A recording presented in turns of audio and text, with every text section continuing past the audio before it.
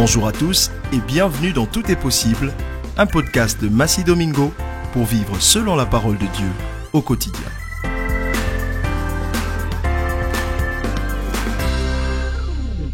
Mes amis, qu'est-ce que vous êtes formidables! Et pour moi, venir à ce rendez-vous est un réel plaisir. Alors merci d'être présents et nous allons être bénis. Les découragés vont être fortifiés et encouragés. Alors commençons par ce psaume 145 qui dit « Je t'exalterai, ô mon Dieu, mon roi, et je bénirai ton nom à toujours et à perpétuité. Chaque jour, je te bénirai et je célébrerai ton nom à toujours et à perpétuité.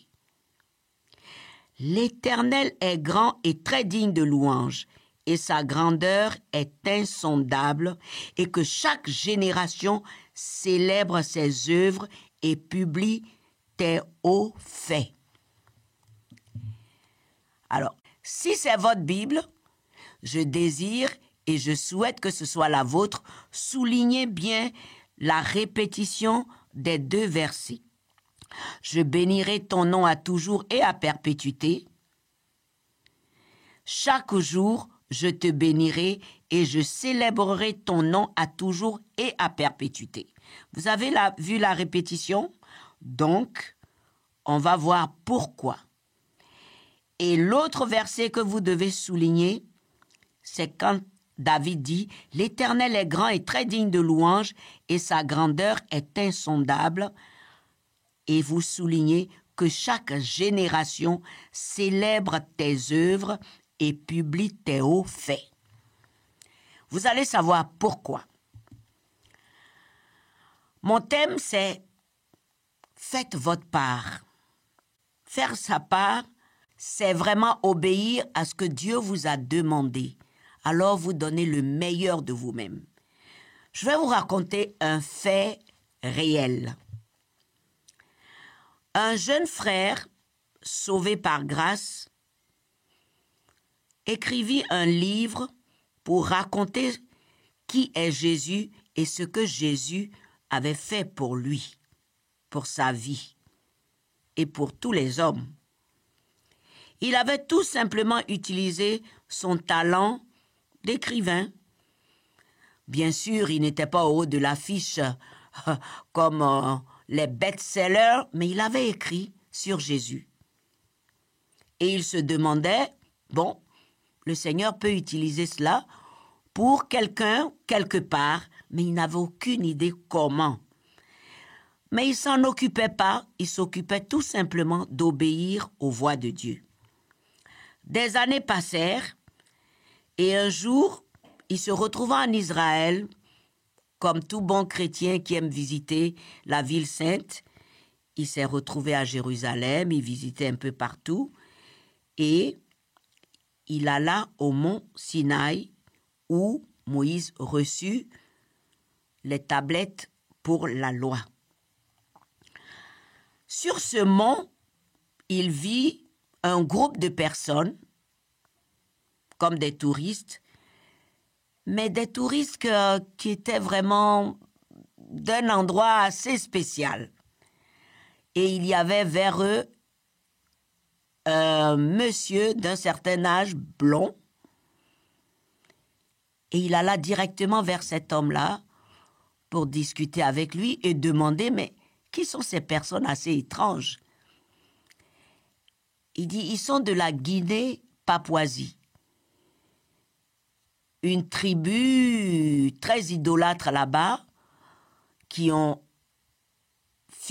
ces personnes ont fini par accepter Jésus-Christ et ils se sont cotisés pour payer le billet d'avion et aller jusqu'en Israël, marcher dans les traces de Jésus-Christ et surtout, voir si tout ce qui était écrit dans la Bible ou tout ce qui est écrit dans la Bible est réel.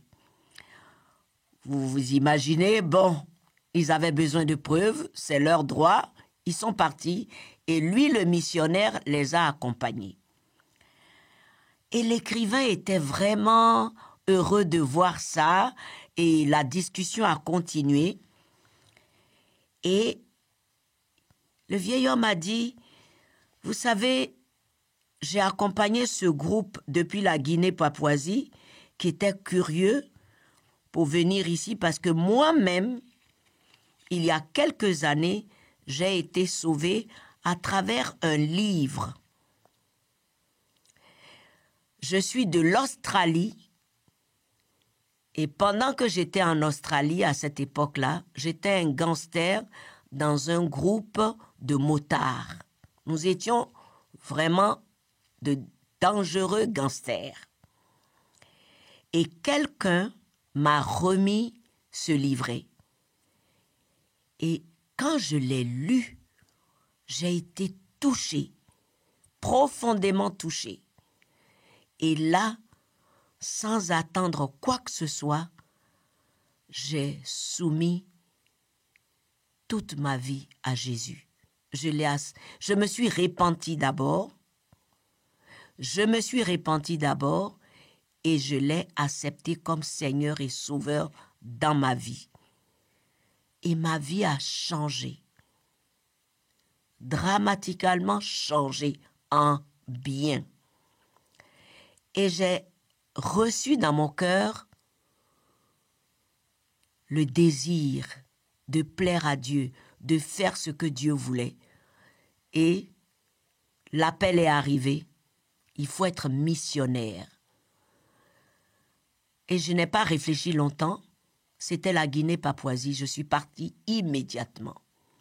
C'était pas facile au départ, mais j'ai commencé à parler de ce Jésus-là, simplement, selon le livret que j'avais reçu moi-même, à le présenter comme le Seigneur et l'unique Sauveur de l'humanité entière. Petit à petit, ces personnes très idolâtres ont commencé à écouter, à comprendre. Certains ont commencé à accepter Jésus. Et nous voilà aujourd'hui, nous sommes plus d'une centaine de personnes là-bas, mais ce groupe est venu représentant tous les autres afin que, à leur retour, ils puissent faire le rapport que ce qui est écrit dans la Bible est réel et que Jésus est réel et qu'il est vivant. Voilà cette belle histoire. Et d'ajouter immédiatement, vous savez, je souhaiterais tellement rencontrer celui qui a écrit ce livret pour lui dire merci. Parce qu'à cause de lui, je suis devenue une nouvelle créature et à cause de lui, je sers ce Seigneur et cela me rend tellement heureux de voir que d'autres sont sauvés comme moi j'ai été sauvé. Mais bon, cet écrivain, il est très loin.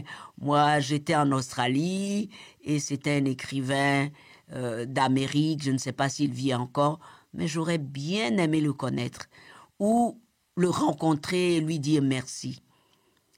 Et vous avez déjà entendu parler de ce livre? Parce que c'est un bon livre. Il y a eu un silence. À son grand étonnement, le monsieur en face de lui répondit « Je suis cet auteur-là, c'est moi qui ai écrit ce livret. » Et les deux de tomber dans les bras de l'un et de l'autre, en pleurant de joie, s'embrassant, remerciant le Seigneur. Et voilà, ce qui veut dire que vous pouvez faire des choses à des milliers de kilomètres pour le Seigneur. Et vous ne savez pas que l'acte que vous posez, que ce que vous écrivez, que ce que vous dites, que ce soit à la radio ou à la télévision, à des milliers de kilomètres, il y a quelqu'un que Dieu positionne pour entendre, pour lire et pour reconnaître que lui seul est Seigneur. Donc, quel que soit le talent que vous avez, même si cela se passe dans l'ombre, vous n'avez aucune idée si ça a un impact, si ça touche les gens, vous ne savez pas. Cet écrivain avait besoin d'entendre ça parce que il était à un moment où il se posait des questions. Seigneur, suis-je vraiment en train de faire ce que tu m'as demandé? Est-ce que ce que j'écris a de l'impact? Est-ce que ça sert? Il était dans cette optique de pensée. Il était perturbé. Et c'est ainsi qu'il a décidé d'aller faire un tour en Israël, histoire de se ressourcer. Et là, Dieu avait un rendez-vous divin entre ce vieil Australien, les gens de Guinée-Papouasie et lui. Et voilà le résultat de ce qu'il avait écrit des années auparavant. Il voyait cela de ses propres yeux. Quelle louange, quelle adoration pour l'Éternel. Je sais que cette histoire vous a marqué. Alors si vous êtes de ceux qui font des choses pour le Seigneur dans le secret ou dans l'ombre quelque part, et vous allez faire ce que vous devez faire, ne vous découragez pas. Ne vous posez pas trop de questions. Comptez sur le Seigneur qui achemine toutes choses. Pour continuer, j'ai moi-même une histoire qui m'a marquée aussi. Il y a 19 ans, ma patronne Rhonda m'avait ramené d'Israël un beau pendentif en argent où était gravée la parole de Dieu. Je vivais en Afrique à l'époque. Et ce pendentif, qui était un bijou en argent, ce pendentif en argent était gravé avec la parole de Dieu. Et le bijou dans un petit sac était accompagné d'un petit rouleau où il y avait le témoignage de l'artiste. Elle raconta comment elle était une artiste vivant sa vie dans un désordre terrible. En tant que juive, elle ne connaissait que sa Torah, mais n'avait pas de relation ou de communion avec son Messie. Elle ne connaissait pas le Nouveau Testament, mais elle savait qu'en elle, quelque chose manquait. Et un jour, quelqu'un lui a présenté le Messie, celui qu'ils appellent Yeshua HaMashiach.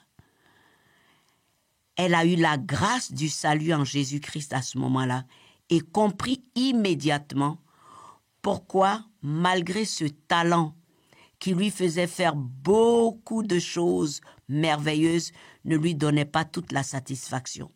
Elle comprit que ce talent devait servir à son Créateur. Et c'est ainsi qu'elle fit des bijoux selon la parole de Dieu qui dit « Ne t'éloigne pas de cette parole. Écris-les sur la table de ton cœur, sur tes doigts, que ce soit comme une couronne à ton cou. » Cela lui a donné l'idée de fabriquer des bijoux.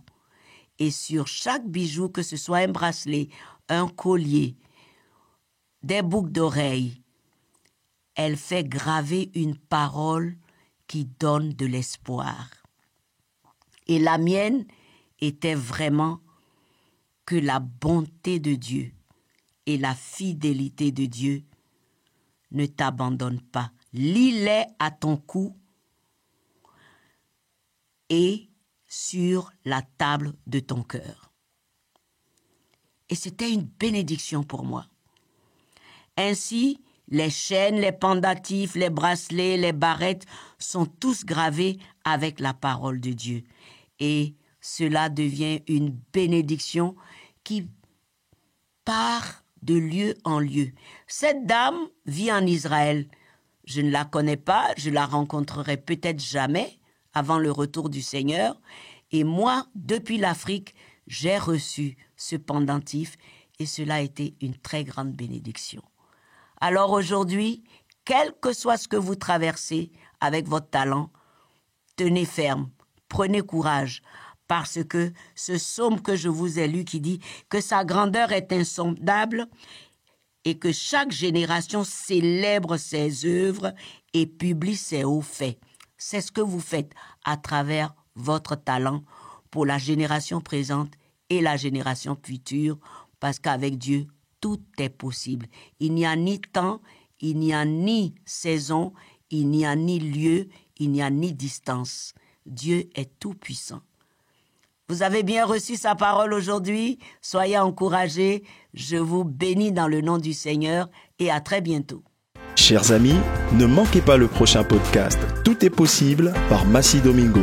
Et surtout, vous avez accès chaque semaine au contenu de l'émission Le Club 700. Retrouvez-nous via le site du Club 700, sur nos pages YouTube et Facebook. Soyez bénis.